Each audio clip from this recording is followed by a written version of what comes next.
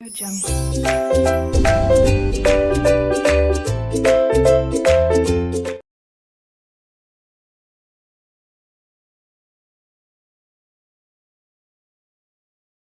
वालेकुम three class, कैसे हैं आप सब। उम्मीद करती हूँ आप सब खैरियत से होंगे। जी बेटा, जो आज हमारा उर्दू ए का काम है उसकी डायरी देख लें।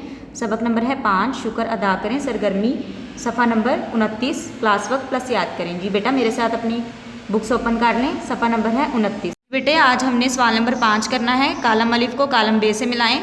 जी, हम मैच करने जा रहे हैं, आप भी मेरे साथ मैच कर लें। अली के पापा के पास तो इतनी बड़ी गाड़ी है, उसके बाद बाइक भी तो एक सवारी है। इसको इसके साथ मैच करें। हमें हर हाल में अल्लाह का शुक्र अदा करना चाहिए।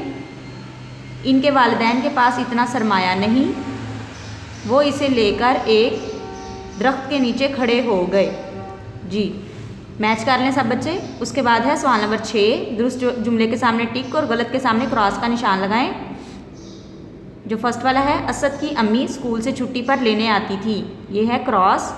अली के बाबा के पास एक बड़ी गाड़ी थी, टिक। सड़क पर मर्द, ख़वातीन और बच्चे भी काम कर रहे थे, टिक। हमें अपनी हैसियत से ऊपर के लोगों पर निगाह डालनी चाहिए, क्रॉस।